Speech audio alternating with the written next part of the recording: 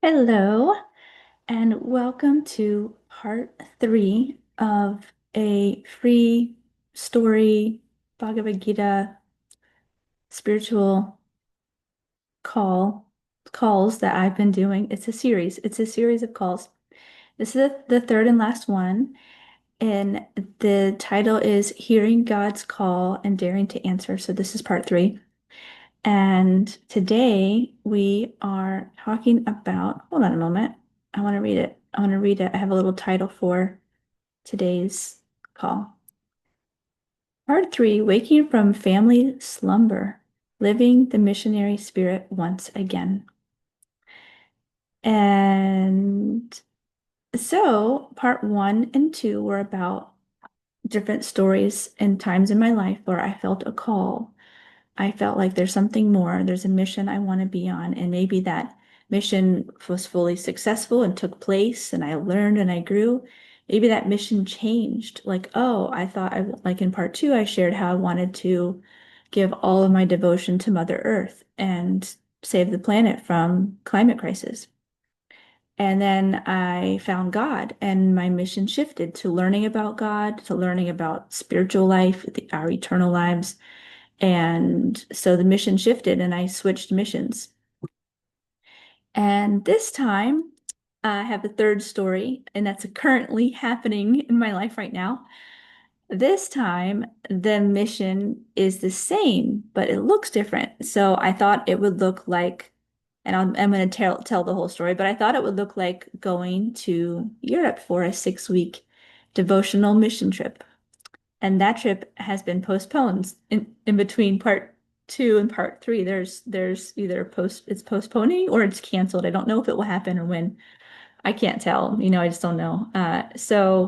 But the mission stays the same, which is to serve God, to share love of God, to share like how souls can cultivate devotion to God, to become instruments of God, to reconnect to God, and have a thriving spiritual life. And I believe I have some grounded, sharing, something to share that I've been cultivating and learning about and trying out, and it's been working.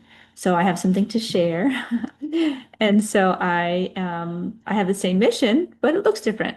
So that is what this story is about tonight. And then so I'll share my story, and then I will share some verses from Bhagavad Gita, but also from other religions, several about sharing or missionary work or, spreading the good news or something like this. These are things that can be not politically correct, but yeah, like when you find your soul, or you find the source of everything, and like the source of happiness, our relationship with our creator, our eternal lives, then there is a natural instinct to share it for people who want to hear. Not that it's about forcing or preaching or converting people, but there is an instinct to share when you found something that works for you. And so, and those of us in spiritual practices or spiritual lives, when we feel like we've kind of gotten down to the center and we want to share it, some of us go out and share. So there's missionary work, and there's missionary work for humanitarian reasons. There's missionary work for spiritual reasons, and it's all valid. So, so one of the themes of these three stories is missionary work. And for tonight, it's about reawakening my missionary spirit, because I do have that part of me that wants to like share and serve the ultimate highest truth and give what I can. And I love that. I love outreach, and I love new people, and I love, the adventure and the magic of sharing. So here is my story for part three. So here we are. This is September 1st, 2025. And maybe like um 5, 6 weeks ago or so, I felt sick one night. The truth is that I didn't really take good care of my health that day. I think I was feeling emotions and trying to numb those feelings, and by eating and being on screens like too much, to the point that I had a headache and a stomach ache. Like, I just, not really sick, but like, ugh, like I just felt sick in the head, the stomach, and I was like, I went to the dinner table. I was like, I can't even eat dinner. And I was like, I don't want to deal with the sound. I don't want the light. I don't want to scream. I don't want food. I overdid it. And so I was like, I'm going to go lay down. And we have like our house, and then we have a barn with a room that's separate from the house, so it was like quiet. I was like, I'm gonna go turn all the lights off and just lay down and close my eyes because I just couldn't deal with anything actually. And with when I was there feeling sick, I um was like, what am I doing? You know, what have I done today? What have I done today? Look at how I feel. Look at the result of what I've done. You know, this is like, what am I doing with my life? And I, for some reason, like because of the darkness, and so part of me can be grateful for that moment of like, sometimes we have to go down to the depths of the pits of hell, whatever. This wasn't that. Sometimes you have to hit rock bottom or something. And I don't know if this is rock bottom, but I didn't feel good. And I was like, and it really made me contemplate, like, look, like I can't eat dinner and I'm just like, what am I doing? And I felt there's something, excuse me, was out a little tab that's dinging at me. So Um, but I felt like sad and scared. Actually, it wasn't just like, look at what am I doing? It wasn't like a little funny thing. I felt scared, like, where am I taking my life? If I'm going to just do these days of like indulgence and then feel sick and then I can't live my life. Where am I taking myself? Like, where will I be if I keep acting like this in 10 years from now and 20 years from now? Like, what kind of physical ailments would I have? And like, how disconnected am I going to go from the bliss of the soul, from a thriving, healthy life, from a conscious life? So obviously, I'm not doing that every day, just in case you guys are worried that she's just like this, ridiculous person. But the fact that I can go there is some relic of the past, and it's an opportunity to grow. So I took the opportunity, and I was like, in sort of scared and feeling like, I need my husband to help me. I feel sick and bring me a cup of tea. And I'm like, and I was like so grateful for him. And I was thinking, gosh, I'm so grateful for you. But what if you die and like I'll be alone and sick? And, I was just feeling vulnerable. And I was like, I told him, like, I don't feel good about myself. Like, I don't, and he sat, I was like, would you sit with me and listen? He sat and listened. And like, I had this image of part one of the series. I shared about my story of dropping out of college, selling everything, and volunteering in Tanzania for almost a year. So I thought of that woman who was, 20 years ago when I was 23, 24, 25. I was, fundraising at age 23, ready to let it all go, drop out, sell the car, sell my belongings, everything. And then I went and volunteered for that for 2024, 2025 for like almost a year. And like, where is that woman that's on a mission and ready to like give it all up for a higher purpose instead of like hiding out from life? And I was like, where is that woman? I used to be a woman on a mission. Like, where is she? Where did that part of me go? And I cried. And I felt grief because it's been 20 years and I don't like necessarily live on a mission all those 20 years. Yes, I have these moments and I'm not just laying in bed. Like, I'm doing services. I do outreach actually. I do missionary work, but it's not fully alive. It felt dormant in the last few years, family life and just, it's hard to maintain a family life, um but still it can be done because nothing can get in the way of serving God from wherever you're at. And so so I really cried that night, and then it was time to move on. And then over the next few days it was like really percolating in me, like, I want to come alive again. I don't want to squander my potential. And excuse me, I what did I do? I Okay, so maybe about a week went by, and then I went to a spiritual program. In my spiritual path, there was a woman who was making a vow, a commitment for her life, on the path. And my husband and I signed up to cook a lot of the food. Like, okay, we'll like make a lot of the food. So we cooked like four big dishes for like 40 people.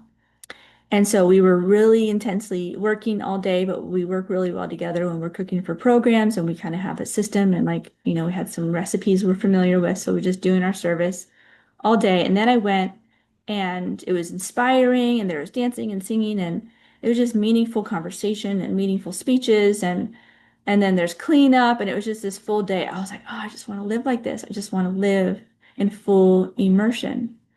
I felt pain because I don't have that full immersion. At least I haven't chosen it or created it or found it. Like for whatever reason, there's not full immersion in community and everyone's enthusiastic and we're all like just in service, day and night together. And there are people that have that, and it's like there's places on the planet, there's people that have that, there's people here, but like I haven't either fully created or found it or whatever. And so I'm like, but that's what I want. I want to be in full immersion, intensity of service, and association and so association with enthusiastic practitioners. Like this is what I want. And okay, so like at that next morning, I was like, oh God, I want that, I want that, I want that. And I was chanting, doing my spiritual practice, chanting in case you're not familiar from the previous um in the previous calls, I'll just share that a core part of my practice is mantra meditation, chanting the Hare Krishna Maha Mantra, which is Hare Krishna, Krishna Krishna, Hare Hare, Hare Rama, Rama Rama, Hare Hare. And so taking that mantra and I chant, many times for like about 2 hours per day, chanting this mantra on beads. And I was like feeling sincere. I was praying and I was like, please, God, like, can I just, like, I don't want to squander my potential. I want to be in service. I want to be immersed and I want to be intense. Like, is there any way that I can have, like, may I please be engaged in devotional service to you? And um, so I was praying. I was coming to tears, crying at my altar. And over a few hours, I was going through that prayerful mood. Like, I want more than this. I don't want to be just sort of like getting by in day to day and doing the dishes, like kind of forgetting the mission of my spiritual master, A.C. Bhaktivedanta Swami Prabhupada. It's the person that I'm attempting to follow and serve. And so may I share next that my husband came in during that morning program, that morning of chanting. And I was like, can I please share with you? And then he really listened so nicely. Whenever something really deep comes from within, like from the soul level or the heart level, my husband is there. I'm so grateful for him. And he just listened and I poured my heart out. And as I was pouring my heart out, I was coming to peace with everything in my life. It was like, I don't have any complaint. Everything that happened in my life is there for a purpose and it's all good. And everybody else's consciousness and everyone I know, and like I accept everyone and everything as good and all good. Everything is all good. I don't need anyone to have been different, neither my family members, my two sons, or my husband, neither my spiritual community. Everyone is all good, but here's where I stand. For my spiritual life to thrive, and it matters to me to thrive, I know what I want and need. And I felt this like pure, simple heartedness, like innocence, like I respect everybody, but here's what I want, need. And I was like, I want, like I shared, I want intensity of service in the mission of my spiritual master. I would like, I would like full immersion, day and night, morning, noon, and night. And I don't know when that will be like actually manifest, but I would love morning, noon, and night. And then I would love a lot of associations. I have a little injury on my finger. It's like from a month ago, 2 months ago probably. Um, association of enthusiastic practitioners and like a lot of that association to just keep that fire going and to keep going around the clock and that's what I want.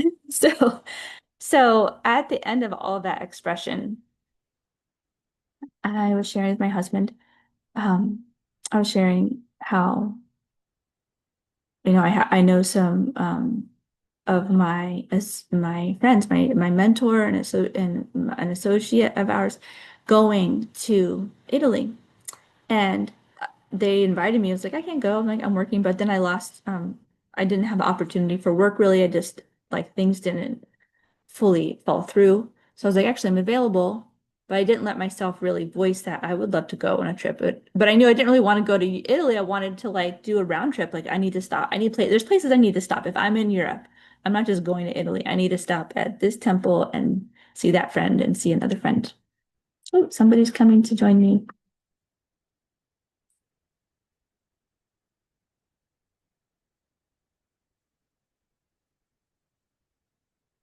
So back to Devin.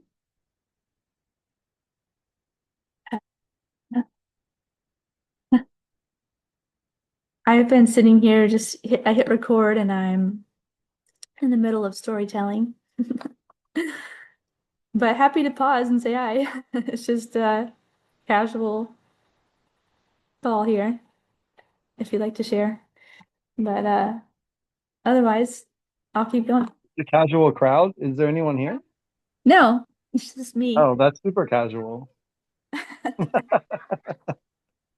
No, I'm like doing dishes and I just saw my like reminder late that this is happening and I haven't listened to the recording of the second one yet. So ever and I'm just They're curious coming. about you, because you shared some of your story and then you turn it into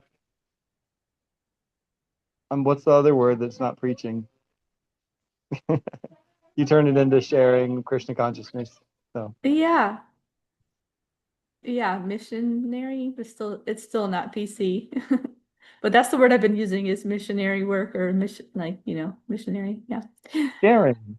Being on a Yeah. mission Yeah. spiritually. So I'll mute myself and I'll listen and I'll do dishes. Okay, great. So where was I in the story? Oh, I was talking about how my husband in the middle of I won't go repeat it, but in the middle of crying my heart out, I said, and this morning, like a few weeks ago, uh, sorry, where was I? So a few weeks ago, I was like I shared a process I was going through that things were like percolating and coming to the surface, and I was like, I really want. And I was crying, like, I really want more. I want to be on a mission for Srila Prabhupada. And I don't want to just be squandering my life and my potential. And I want intensity of service, immersion in the mission, and I want like a lot of association with enthusiastic practitioners. Like that's what I want. Like it might not happen, but at least can I give it a voice? And I really just got a chance to give it a voice. I just want to be intensely immersed and associated with like people on a mission, and we're going on a mission. I want that, whether it happens or not. And so, um, and so my husband was listening, and I said, there's a part of me that would like to go on a trip to Europe. Maybe not like fully do what Mother Melanie doing exactly the same thing in Italy the whole time, but I would love to go around a few places in Europe and like give myself a trip and like go to this one temple where there's a lot of round the clock service and then stop here and stop there to god sisters and god brothers places and visit them and stop in Italy and like I would love to go on a little round trip and and then my husband was like, well, why can't you? And I was like, can't I? And he's like, yeah. And I was like, oh, really? And I started crying more. And he was like, yeah. And then around that time, our kids came out from waking up. And then my husband, Garuda, was like, guess what? Mommy's going to Europe. Yeah, go mommy. And I was like, really? You all support me? And then I cried. And so I want to change a view of things. I'm distracted by you moving a lot, Devin. I'm sorry. Oh, okay, there. Just if it's still, I can and focus. So thank you. So I was like, okay. And I just took all of that to mean, and I still believe that I'm being called to be living on a mission, and that the truths of that morning are true. And at the same time, I don't know if you heard, Devin, but like the mission trip to Europe is paused or canceled. I don't know if that came across in the world, but uh so so here we are to the present day. I have a few things to share between then and now, and then share from kind of where I'm at now. And then there's like kind of like life lessons. There's a Bhagavad Gita verse and some things that this is like all good opportunity. There's no impediment to be on a mission and to live out my mission. It's not dependent on external circumstances. So I'm still enthusiastic, and my husband and I are, he had recently had a thing, and that's part of how it. So here, let me go back and let me just start with where I'm at. So I set things in motion. I was like, This is okay, good. I get to hear both sides of the story now.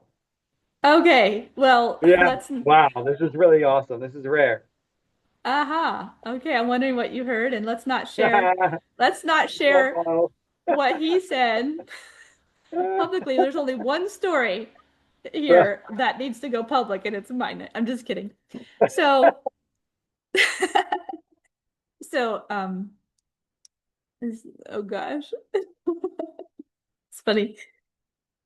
So I was like, okay, well, between the tears and like the depth of feeling, and then the positivity from my husband, and like the vision coming to mind, like I'm going to take it all as a sign. I'm going to act as if this is a calling and this is what I'm doing.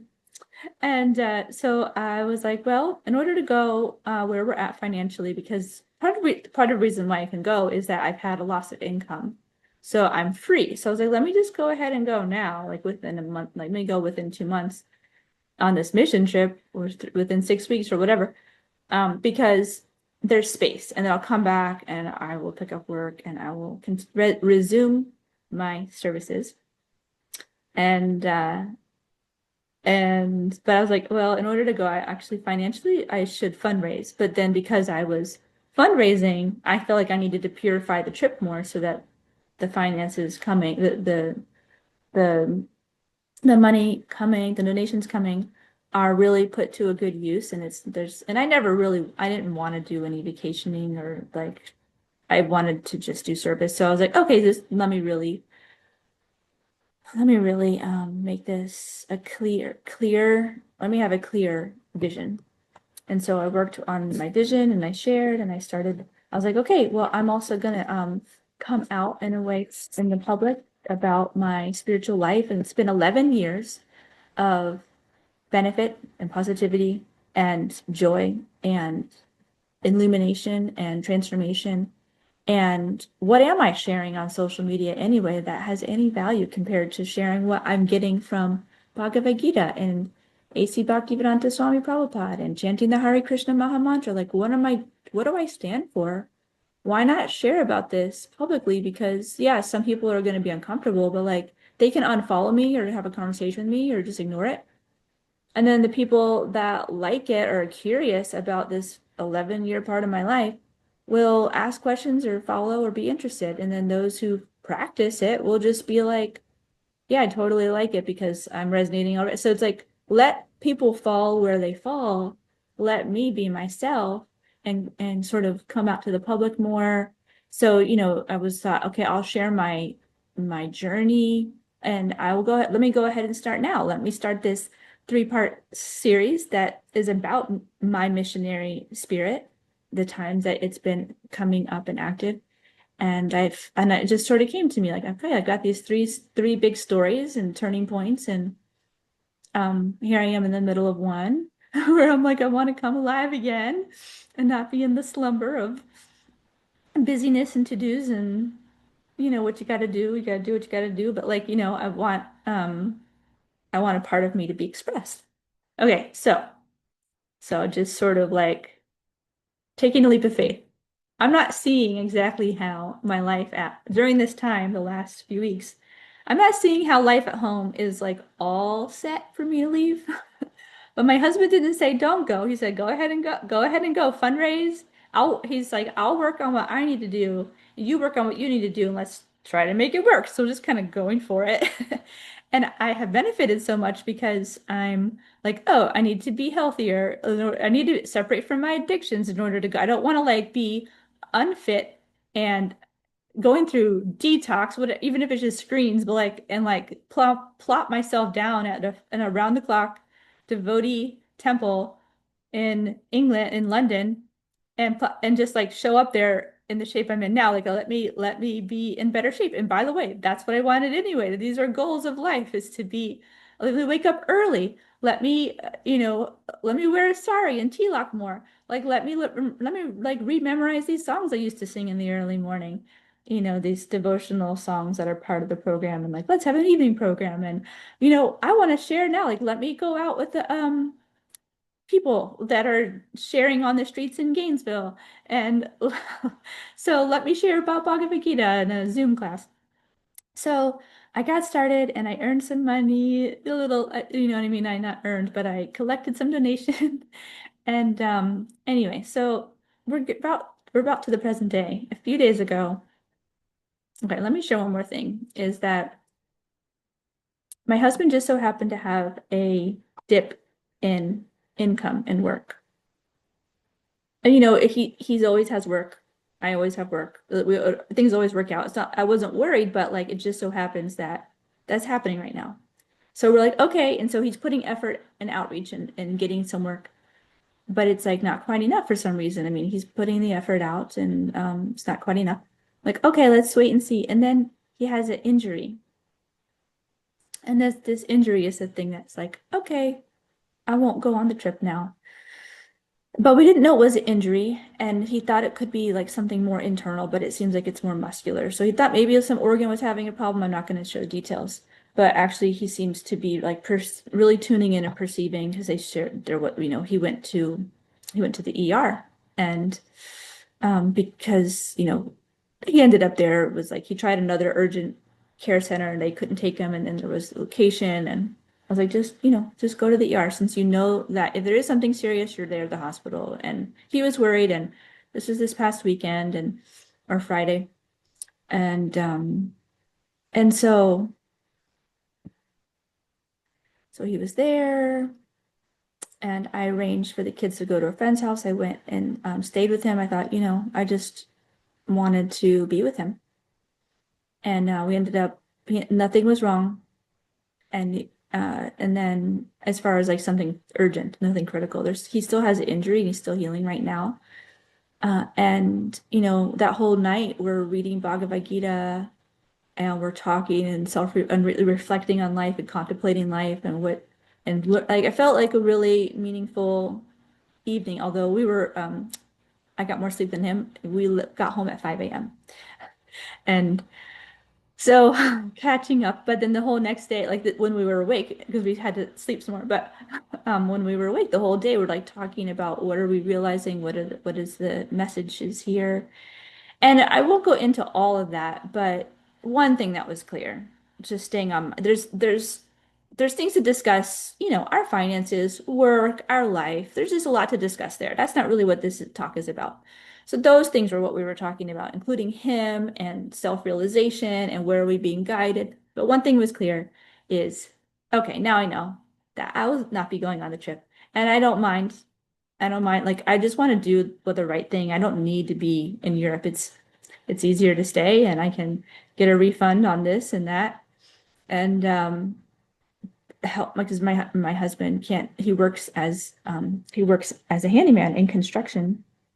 And the way that his injury feels right now, with the muscles like in his abdomen, it's irritated with walking.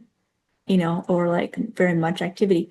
So I need to immediately focus on some finances to like I was contributing to the household. But like okay, like there's just a lot to focus on back at home. So I'm not going on the trip. Okay, but the cool thing is because I had spent weeks like increasing my devotional aspirations, my wanting to live on a mission and hearing God's call and like these series of talks like it like inspired my husband to increase his spiritual life, strengthen like so we both have been feeding off of each other. So I would say spiritually we've been strengthened and like there's strength and synergy and positivity and excitement about living out our mission, being on purpose. And then it just increased. Now, okay, the ER trip increased. Let's clarify this. Let's get rid of that. Let's do this. Let's do that. And my husband was on fire, and I'm like, yeah, okay, 5 a.m., 5 a.m. Like, let's do it. Let's get into that round the clock association, round the clock intensity, round the clock, service. And like I can do it on my own. I can do it at my home. It's nice to have like one other person, like my husband, like on board with like that mission feeling. Like, okay, like I got what I wanted out of the whole thing. Not that it's like complete, because there's still the whole living of it as the days and months and years go on that I want to live like this. But it's been exciting in the home spiritually. Materially, it feels like there's just challenges, but but spiritually we're on the same page. And so so so that is where I'm at. That's the end of the story. As far that's the end of the up to today. Well, I mean, I will share that this past weekend I went out because part of what I would do on my trip in Europe is to go out to the streets and sing the Hare Krishna Maha Mantra and share sanctified vegetarian food prasadam and share the spiritual books of A.C. Bhaktivedanta Swami. And so this past weekend, I went to the University of Florida Gator football game. That's local here. It's like 30 minutes from my house.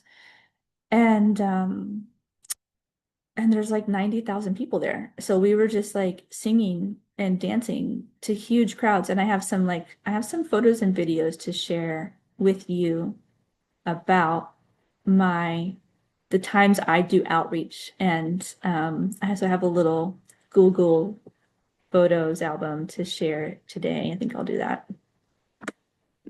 So, and then after I share these photos of the joy that I feel, I'll share something from Bhagavad Gita and some quotes from Prabhupada, and then a few quotes from other scriptures, like other spiritual or religious paths.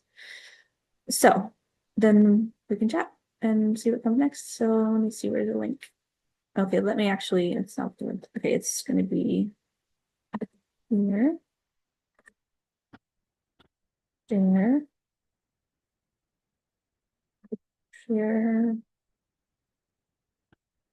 Okay, I'll do that. Hold on. Um, I just had it. Where'd it go? More? Oh, it's a big green button. Okay. Okay, can you see this? Would you just tell me if you can see it, Devin, even though you're busy, and give me like a thumbs up? Okay. Okay. So, this is a little Google Photos album of sharing God consciousness from the Hare Krishna Bhakti Yoga path. And we share, I'm going to show you from this weekend. Let's see. Can you hear that?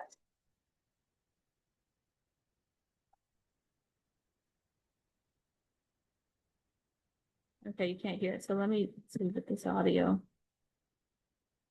Um, Audio settings. I don't remember what it is. Share. Do you remember how to?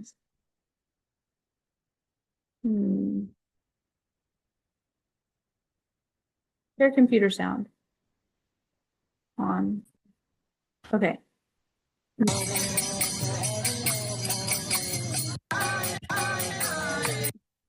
Devin, can you hear it now? Okay. All right, here's a little video. There's a couple of these.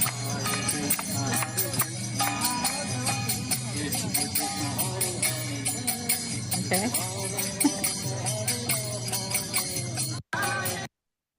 All right.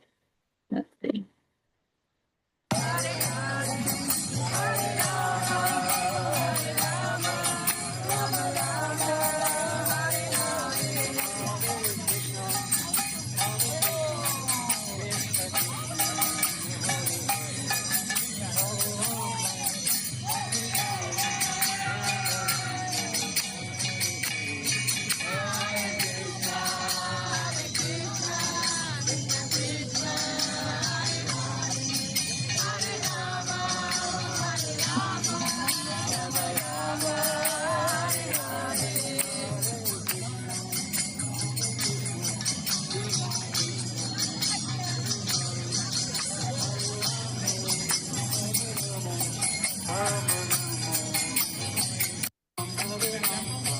Okay.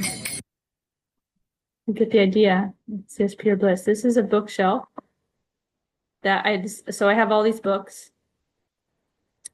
and I pulled them all out because I want to distribute all of them and then fill it up again with another batch of books. So I put these out by the front door, ready to go. I'm like, okay, I'm going to be on a mission. Let's get this going, share the books and go out when I can and find the bliss of the soul. And so here I am on Saturday, singing, dancing. My feet hurt. And this is in the past. These are other times. This is probably one of the first times I went out to share books, distribute books. The part of the Hare Krishna path is sharing. And not everybody. I mean, I guess around the world, different places, people might not do that at all, but Srila Prabhupada, the person who started the Hare Krishna movement in the West, in the 60s and 70s, he said, let's go out and share. So here I am playing mridanga, or drum. This time I was going out with Devin, who's on the call. You and I met up at Depot Park, and I had a little sign on my thing that said yoga books, and you had a cart, I think. And so, it's been 11 years of sharing, and it's pretty fun. I like this picture. Anyway, this is sharing in a hospital. And my husband and I out at a park. And this is everybody else that was there. This was during COVID, so everyone was all spaced out. But we went out anyway. So, let's have some fun. It's really fun. And what's fun about it is like the people you meet and what they say, and like the magic of like who comes and how it works out. Like it's an adventure. It's an adventure. Look at all of this. This is called prashadam. So it's 4 different types of sweets that I was packaging up to share with family and friends during the holidays. And anyway, Halloween night in Brazil.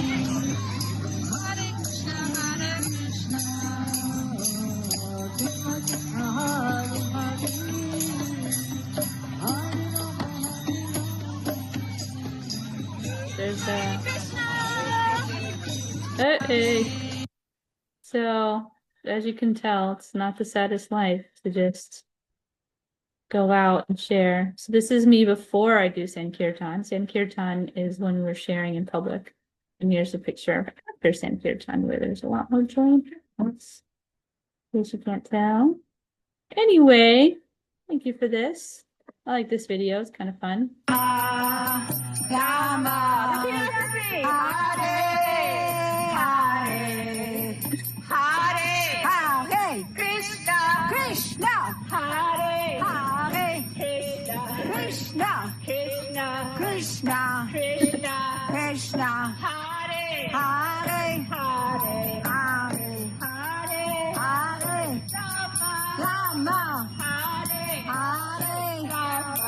Rama, Rama, Rama, Hare,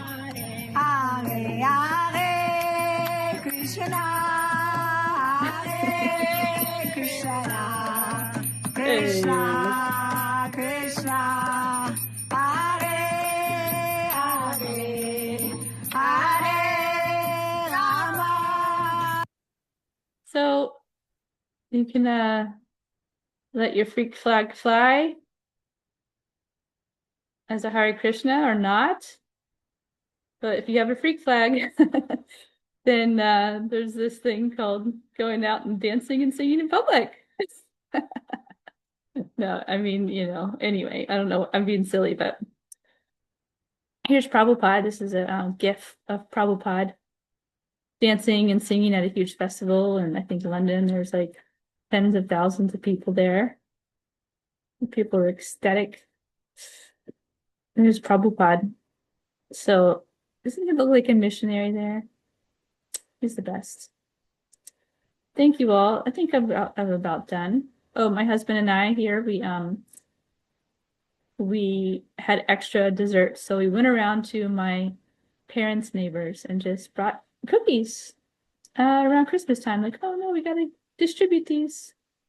And then the idea is that there's a spiritual benefit by eating the prasadam. People might not realize it, but there's prayer and it has a touch of God. And so when anything is in contact with God, then it has a purifying effect.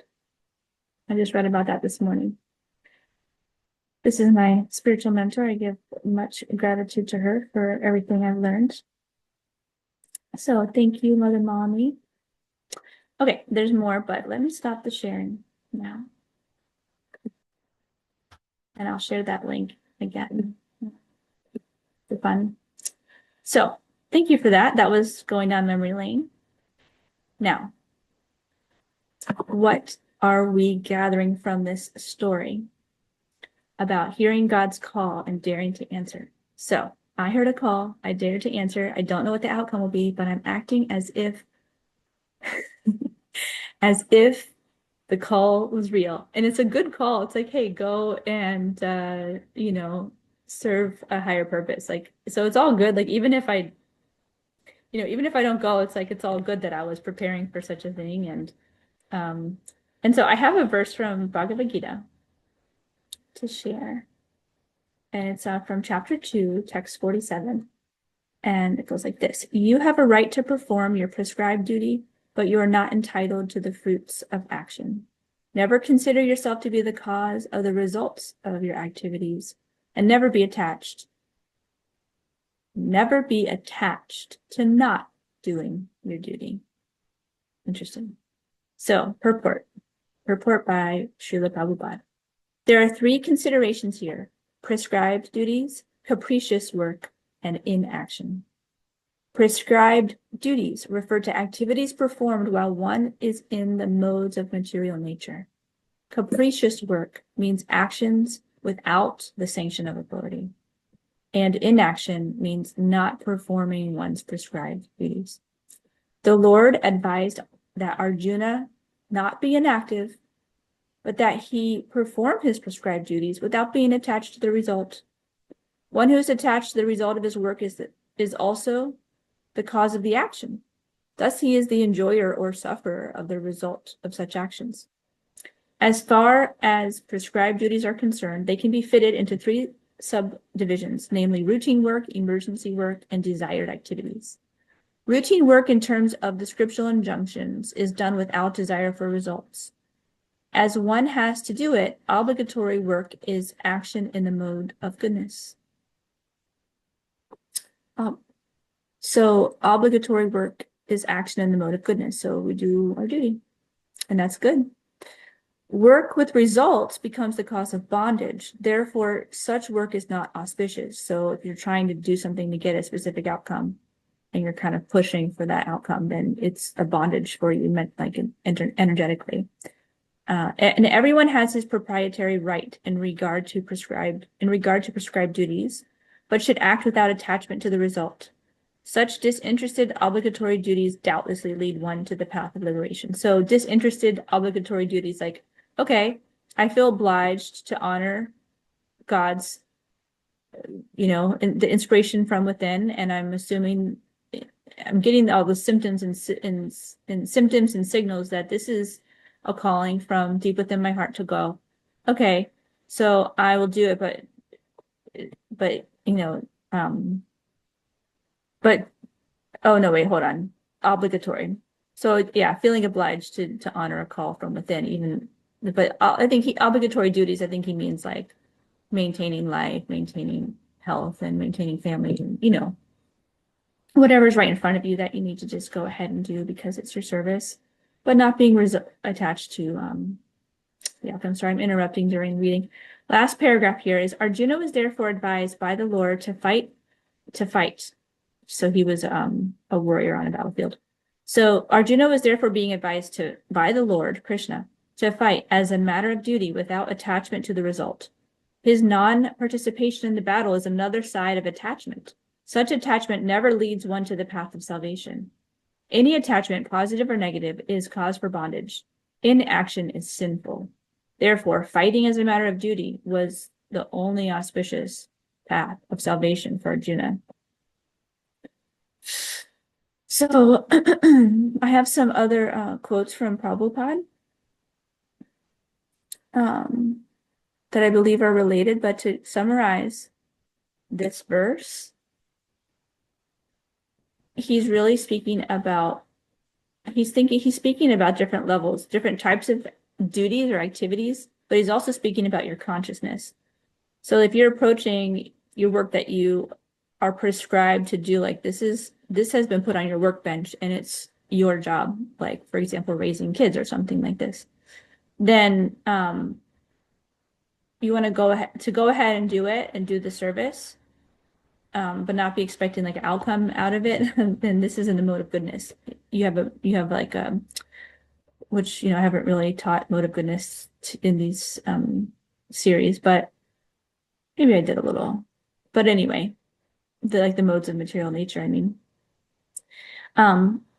So this is like, okay, I'm going to do the service. I don't know how things will work out, but let me go ahead and do what's right in front of me to do. And then to be in the mode of passion would be like, okay, I'm doing it and I want a result, and I'm kind of attached to getting a result out of things. And then he says in here that inaction is sinful. So then there's another mode, a third and final mode, the mode of ignorance. So if you're just ignoring, avoiding your service, this is the mode of ignorance. And he's saying sinful, which means that you're cut off from your from God. So you're doing things outside of alignment with God, because God has arranged that services are put on your workbench, and if you're not doing them, then you're living out of alignment. And so the sin is, sin means without in Latin languages, sin. And so I think of it as being without connection to God. And so you're creating your own suffering by living out of alignment and just avoiding or procrastinating. So, so I mentioned this. I brought this verse because of the specific thing about not being entitled to the fruits of action and not working expecting some sort of result, because that's what's happening. Like, okay, I'm going to try to go on this trip. Let's see what happens. Oh, well, I'm not going to cancel. Yeah, waiting to see. Okay, I'm definitely canceling, and I'm not attached. I don't have to go. I'm just actually want to double up on my mission and do the mission from Florida and do my mission here. So, in that regard, I have a few nice quotes from Prabhupada. These are all from letters or lectures, so it's not like from the Bhagavad Gita, but this is Prabhupada's mood about doing service. And the theme of all of these quotes are about there being no material impediment to devotional service to God. So he says, if you want to love God, there's no material impediments. Ahai to keep a pratihata. It cannot be checked. You may be the poor of the poorest of the poor. Still, you can love God. That's from a lecture in Delhi, November 11th, 1973. And so a couple more quotes. Devotional service is, I mean to say, without any impediment, apratihata. Nothing can check it. That is devotional service in any circumstance. No material circumstances can check your Krishna consciousness. When it is, you are firmly convinced and situated in that position, that is real bhakti yoga. Nothing can disturb you. Nothing can say, oh, for this condition, now I am unable to prosecute this Krishna consciousness. That means he was never in Krishna consciousness. Nothing can check. That's from a lecture in New York, December 27th, 1976. Another quote, you are doing solid work, even alone, and I am very pleased. This is the test for a sincere devotee. Simply by depending on the mercy of the Lord and carrying out the order of the spiritual master, one's success in spiritual life is guaranteed. This is from a letter November 4th, 1975. And one more quote on that topic. Of course, ultimately, we must depend only on Krishna, which is, for those new to the topic, Krishna is the Sanskrit name for God. So I'll repeat that again. Of course, ultimately, we must depend only on Krishna. If he gives us something, we shall accept and offer it in his service. If we have nothing, what is the harm? We shall sit under a tree and chant Hare Krishna. That is from a letter, December 29th, 1972. So that's what I'm getting from this. There's more. I feel like I'm in the middle of the story. I'm in the middle of life, but I'm not in any way discouraged, and I'm going to use the funds sent to me to continue. Like I just bought $200 worth of cookies, individually wrapped. So I have 1,800 cookies coming in the mail tomorrow. And since there's like 90,000, 100,000 people walking around by UF during these football games, it's like huge crowds for hours on end. I'm not going to have any problem distributing 1,800 prashadam blessings. With others, I'm sure will help me distribute. So I kind of have my sights set high on that one, but I don't have to distribute them all in a day. But I bought 1,800 cookies to try to share the spiritual blessing, and call me crazy. I'll take it. Who is crazy, by the way? Who is crazy? The person slumped over and depressed, or the devotees out on the streets dancing and singing God's names? So I'm being a little playful about that, but. So, here's where I would like to end the call.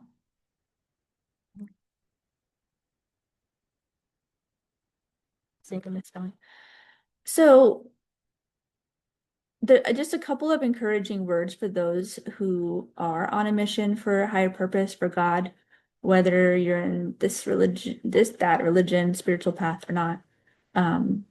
I have some verses from different paths about sharing about love of God. So in Bhagavad Gita, Krishna says in chapter 18, text 68 and 69, for one who explains the supreme secret to the devotees, devotional service is guaranteed, and at the end you will come back to me. There is no servant in this world more dear to me than he, nor will there ever be one more dear. I'm not sure if you followed that, but basically God feels very dear and loving towards the person who shares the supreme secret, which is loving devotional service to God is like, I don't know if it's a supreme secret, and I might have got this wrong because I didn't even read the context. So I'm making an assumption that it's basically like how to love and serve God. Okay. Well, forgive me if I'm missing the context about the supreme secret, but I think I got it. Okay. In the Bible, Matthew 28, verses 19 through 20. Go, therefore, and make disciples of all nations, baptizing them in the name of the Father and of the Son and of the Holy Spirit, teaching them to observe all that I have commanded you. And behold, I am with you always to the end of the age. So this, I believe, is Lord Jesus Christ speaking, encouraging his followers to go and share and make disciples of all the nations. And I think it's interesting, baptizing them in the name of the Father and of the Son and of the Holy Spirit. So the name is emphasized, and this is also part of Bhakti Yoga, that chanting the names of God is an essential part of any religion, chanting the names of God. And so, but yeah, and then he promises that I'm always with you to the end of the age. This is exactly the sentiment of Srila Prabhupada, that he has many times said that I'm with you and you're with me. We're on the same mission. We're in the same spirit. And also that he'll be with us till the end of the age. It's like there's like a commitment to the end of time here in the material world to that soul who's in service to the spiritual master. Okay, you know what? I found some quotes from Guru Nanak in Sikhism, and Srila Prabhupada, not everyone, not every religion and every person that's starting a religion, is actually bona fide. But in the case of Guru Nanak, I have some faith in Prabhupada's, some faith in Prabhupada's perception. He says Guru Nanak is a pure devotee. And I found some really nice quotes from Guru Nanak in a book called Guru Granth Sahib. And then this is from Ang 350 page, I don't know, Ang 351. He says, sing the glorious praises of the Lord and inspire others to sing them as well. Such are the companions of the Lord who are pleasing to the Lord God. So again, we hear that the companions of God and the people who please God are those who sing glorious praises to God and inspire others to sing them as well. So this is like the, sharing about God. And another one from Guru Granth Sahib, Ang 1245. And I have a friend who's Sikh. If he's listening, then he can correct me if I'm getting everything wrong. But this quote says, one who chants the Nam and inspires others to chant it and earns the greatest honor in the court of the Lord. Nam means name, the name of God. And from the Quran, 16:125, I think I'm almost done. I have just two more quotes here. So from the Quran, there's in 16:125, it says, invite all to the way of thy Lord with wisdom and beautiful preaching, and argue with them in ways that are best and most gracious. For thy Lord knoweth best who have strayed from his path and who receive guidance. So inviting people to the way of the Lord is beautiful. And this is in every bona fide religion. From the Torah, I found a little verse from Proverbs 11:30. The fruit of the righteous is a tree of life, and he that winneth souls is wise. So winning a soul, I also saw another version, capturing souls. So if you winneth souls, then there's wisdom there. And then the fruit of the righteous is a tree of life. So those who are on the saintly path bring a lot of good fortune to the world, and then they win souls. So this is this is all inspiring from different religions. And actually I was inspired to go to different books, scriptures, because of a woman who's been in the last two calls, who's not here tonight, and that's totally fine. Yesha, who's a friend of Dr. Devin, she has come to part 1 and part 2, and really encouraging and reflective and sharing. It's really positive and exciting to connect with her on all these topics. And so I was like, you know what? Because she really likes unity of religions and inclusivity of religions, and me too. And so I was like, let me go get some more quotes about missionary work and sharing. Like if you have something that's transformative, we want, naturally we want to share it. Okay. So what I've been doing in this series is leaving everybody with a few questions, just questions to ask yourself, to take with you. And so these are the questions, and then we'll open up for any sharing if you'd like, Devin. I see you doing dishes, so that's all good. That's devotional service there. So the questions are what, and this is for you and for for practicality. Of course, you can get other things you want to contemplate from my sharing, but so what is the essence of my service in this world that doesn't depend on anything material? How can I do it every day? How can I stay enthused in my service no matter the outcome? What will help me? For example, association or your spiritual practice. And how will I handle obstacles that get in the way of me doing my service? So those are questions I'm sitting with. But what is the essence of my service in this world that doesn't depend on anything material? So that means being qualities of the soul and acting from that being. And then that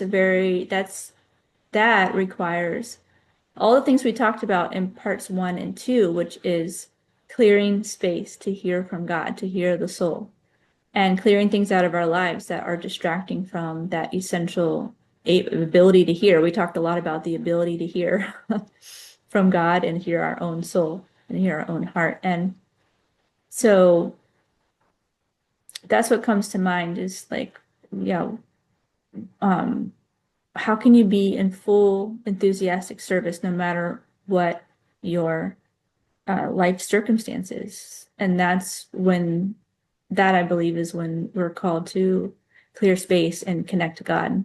And then from there, you're connected. You're connected to the soul, you're connected to God, and you can be an instrument of God. So you could be in prison. Like there's this book called He Leadeth Me by a Catholic priest who was imprisoned for 15 years. And like 5 of those years, he was in solitary confinement. He made it out. He made it out. And then after he made it out, he went and did like 10 years of, I don't know where it was. He was like in Serbia or like some corner of the world that he was in a camp, like in a Russian, he was captured in Russia, communist Russia, I guess. I don't know. And he had like 10 years of hard work as a slave, imprisoned, and he made it out. And he wrote this book called He Leadeth Me. And it was absolutely profound. Like you could be in the worst situation on the planet and still serve God and still be grateful to God. And what he did was I remember a part of the book. I mean, I read the whole book, but it's been a while, but I remember this priest eventually just really took the work at the whatever the it was like he was toiling with the earth or like moving heavy things. He took it as work that God gave him to do. He's like, okay, this is my work. Like this is what I'm here to do. And he just sort of surrendered to it. But anyway, um, yeah, and how can we stay enthused no matter what the outcomes are in our lives? And like, okay, you know, and what will help me and how am I going to handle obstacles because I want to live on a mission and what is my mission? What's my purpose? So those are questions I might share those in the Facebook event. And so that's the end of my sharing. Thank you for listening. Hare Krishna to everybody. And Dr. Devin, would you like to share anything before we close? Only if it's being recorded. Are you about to reveal everything my husband told you about the recent events? I'm just kidding. It is recorded. Put it on record. Yeah, I just wanted to keep you on edge. That's what devotional association Oh. does for each other. Oh gosh, one thing that came up for me, just to get it off the top of my head, was I had already reviewed that video or some videos on Facebook of the 90,000 people going by and the Sankirtan, the mission of going out. And I love how you said, I went out singing to people. I was singing to 90,000 people. And I was like, yeah, I like the way you said that. I like the way you said that because that's like practically the truth. That's what you're doing and sharing um Krishna, which is God's most intimate name maybe, and you were in action, in sattvic action to really care for people and say, I want to share God with you. I want to share a very personal, the most personal form of God with you, or I really care about you knowing God, and I've come to learn about God, in this way, and so I just want to share it.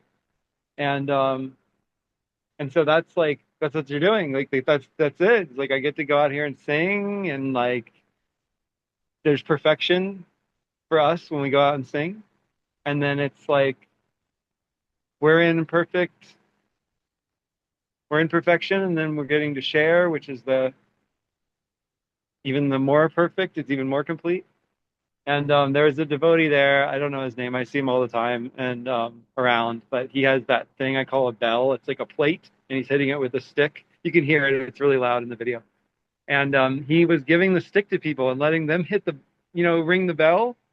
And so he was even further engaging them, like they may be singing or repeating, Hare Krishna, and then they're actually also like playing the music. And so it was like I just love that part of the engagement. And then you're going to engage lots and lots of 1,600 people, I think you said, with prasadam, with cookies that God touched, that God ate, enjoyed with his eyes, because Krishna, God, can enjoy with all of his senses. Any sense can do the job of any of the other senses. That's how fantastic God is. And so they're going to get this full sensory experience with their eyes and their ears of the spiritual world. This is coming from the spiritual world. This is what's happening in the spiritual world. And the tongue is going to be engaged in both vibrating this mantra and in taking the prasadam, the remnants that were offered to God, and the visuals of seeing you're wearing a sari now, and the dancing. And so you made all that more real and special for me, even though I'm not new and I've been with you a lot of these 10 years or so. And yeah, you just made that all more real and special for me. Hmm. Thanks for sharing. You're just reflecting on what I've shared, and you feel I sense this like simple joy and appreciation of the Sankirtan devotee. And that's what I really come to identify with is I'm a Sankirtan devotee, and it's like it's not about anybody else. It's just that's how I feel. That's just my nature, or it's just a part of me. I have a missionary spirit coming into it, so it's a big part of me, and if it's unexpressed, I'm really unhappy. So and that's confirmed with scripture. Something there's some phrase, but I don't know. I need to like find it, but I think Lord Chaitanya basically is describing that preaching is life. Preaching isn't PC, but basically sharing. Sharing is life itself. And that might be true for all souls. I mean, I don't know, but like I think if you really feel conviction about what you found is like this is the absolute truth. Like love and service to God is like that's the absolute truth. And it's not about converting people, but just like enthusing people on their path, or if they don't have one at all, then they could try the one that I'm out here trying and it's working. But like yeah, I think it's just natural. It's natural to share what we're enthused about. And I haven't been sharing enough. And I need to like I'm overcoming that. So yeah, I want to go out regularly for my own spirit. And yeah, I think to share more, I have been I don't know, I think I was stuck thinking like I wanted the specific people that I entered Krishna consciousness with to all go out together. And I have been like calling out to the community that I came into this practice with to come and join, and then it's like not a lot of coming, like everyone's come, but it's not like as much or as often as I've always wanted, and so there's been a frustration, but not with any one individual. It's just like, and so I feel like I'm breaking free of that, like like it's like a narrow box I was in thinking like let's all go. But like there are people in the greater community or other communities or other sanghas or whatever that are going. Like we just join them. Like those are the people that I want to be with the Sankirtan devotees. They just like I mean we were walking back and this one woman after we were walking back she said I want to do this the rest of my life. And she's like 70 years old. And like they're like if you look at the videos from this weekend, they're all older people. And I'm like, where is the youth? But you know what? Let me just not think that thought. Let me just like let people be where they're at. But I'm wondering, and they all had, and like this woman 77 and walking, and she's like, we walked a lot, and then when we got to cross a road, she immediately sat down, and I sat by her and got her water out. And she's like, I'm 77. She worked so hard and she was singing really beautifully and walking and like it looked like it was took everything for her. And I was like, I don't know how you're doing it because like my feet hurt so bad right now after all that dancing and walking. I'm like, my feet are gonna cramp up. But this Sankirtan devotees, like whatever, whoever, whatever, if we have different ways of thinking and beliefs, ages, backgrounds. Like I just they're I feel like they're my people. And I can go find them. And or I can be alone. I feel like that's a new option. Is like like I think I was stuck. Like I'm either alone or with a small group of people who aren't all saying yes every week I would want to go, So I'm breaking out of my mold and I'm excited. Thanks for listening to that. I'll leave that on the recording, I guess, because it's not saying anything bad. It's just my journey. Yeah, I'm starting to really honor that part of me. Hmm. Anything else that you'd like to share?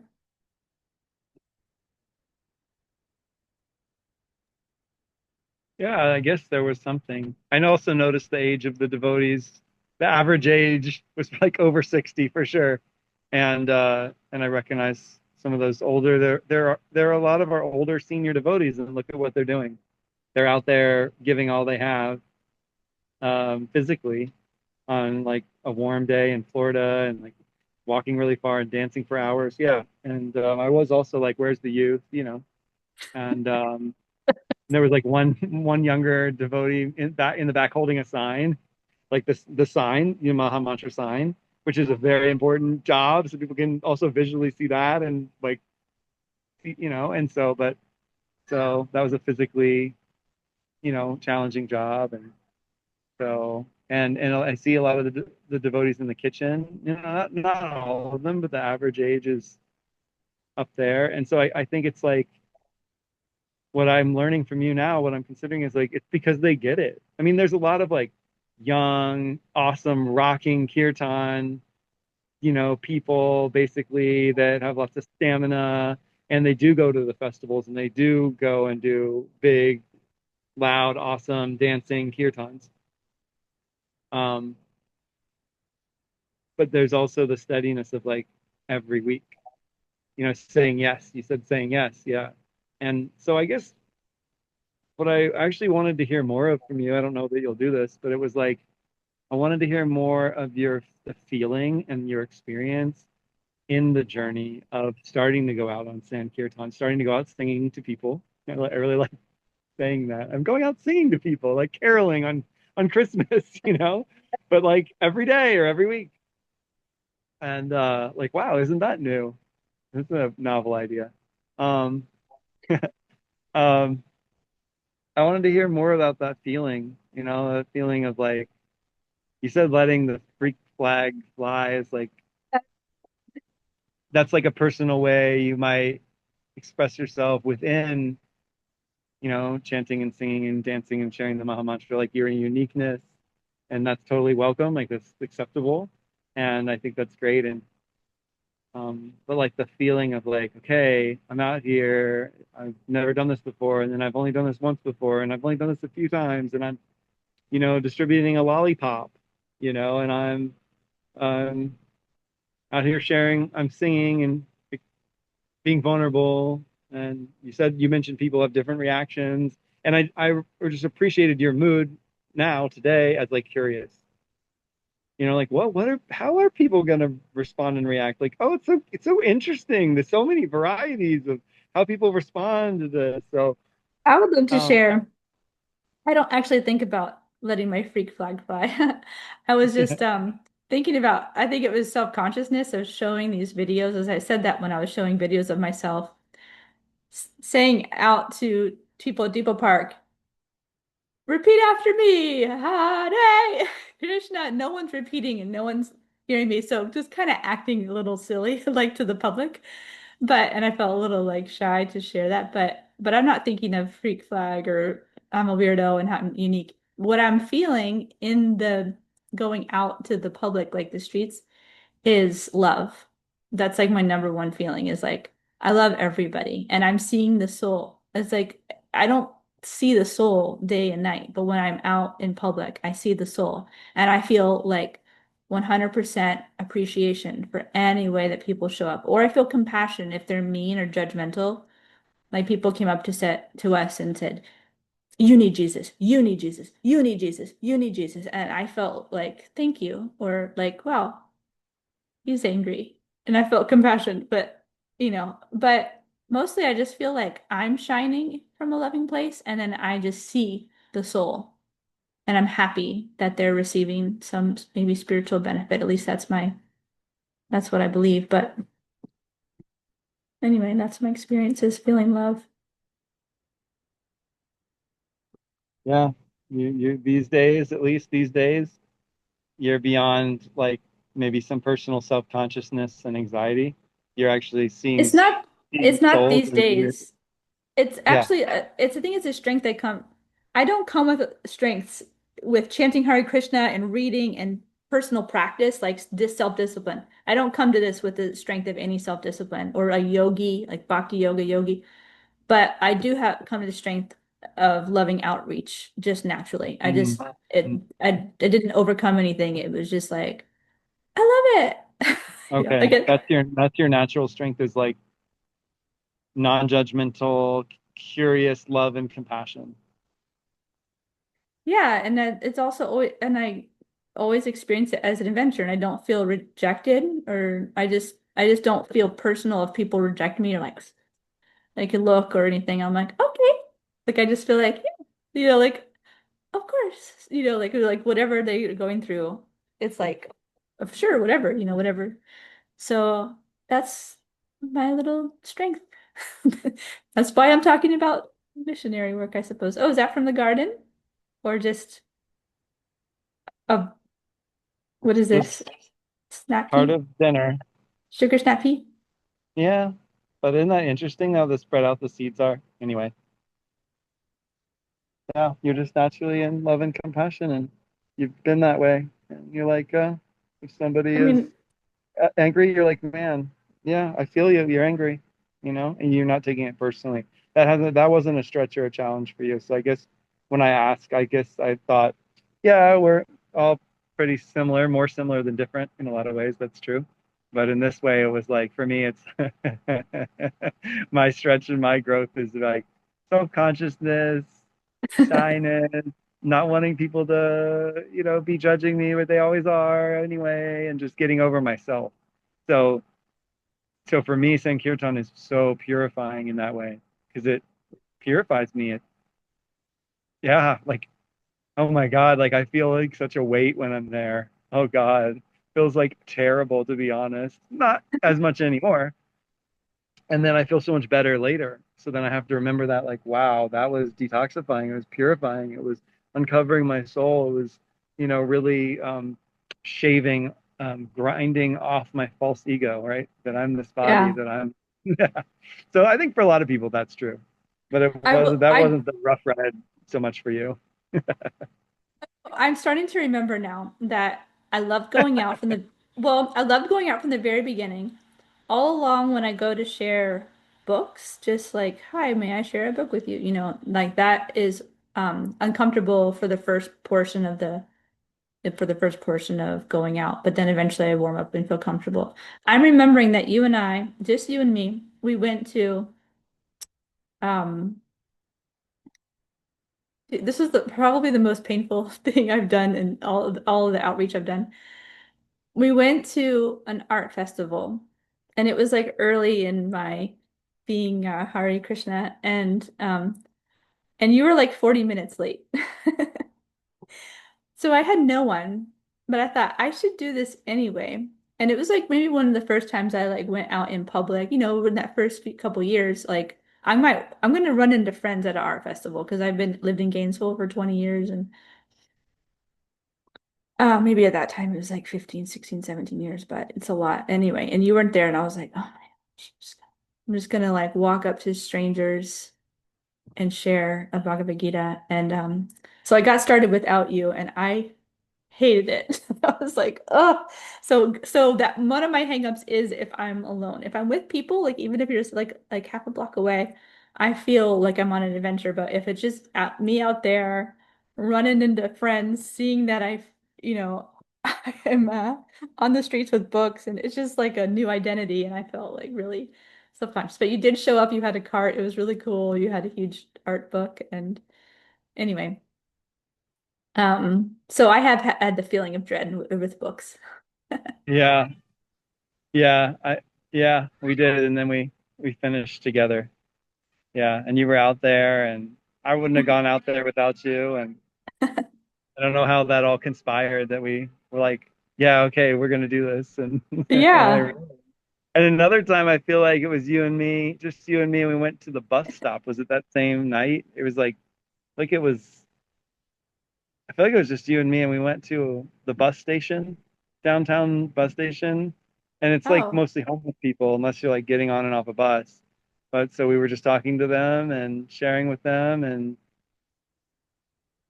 you know, I think I don't- sometimes for me another challenge is I'm here to like give this association of God and Krishna, and then sometimes when people start sharing a lot, and I, just want to be a good listener, then that like fills up the time with them Mhm. sharing, and then I'm getting association rather than giving it, and then that's Mhm. kind of a slippery slope that I'm still learning how to navigate. Yeah, that's happened for me too. People want to preach to me, and I listen like, wait, you know what? I have my own goal tonight, and I'm gonna go continue my service. So I've found a way to interrupt if people keep talking to me. Like, well, I have to continue my service now, so thank you for talking. You know. Yeah, there's so many scenarios. So anyway. Thanks for chatting with me. Thanks for joining today. It's helped me to connect, helped me to connect because I was just gonna hit record and now it went deeper, with more reflection. And I appreciate and I've always appreciated your like networking ability. It's maybe not like on the streets, but you just like, hey, there's a program and you send people to programs like you sent people to my home before and just they showed up and so you have like that networking side of you, which is a way of sharing about love of God. All right. Well, thank you, Devin, and everyone listening, and Hare Krishna. I'll be signing off now. Bye.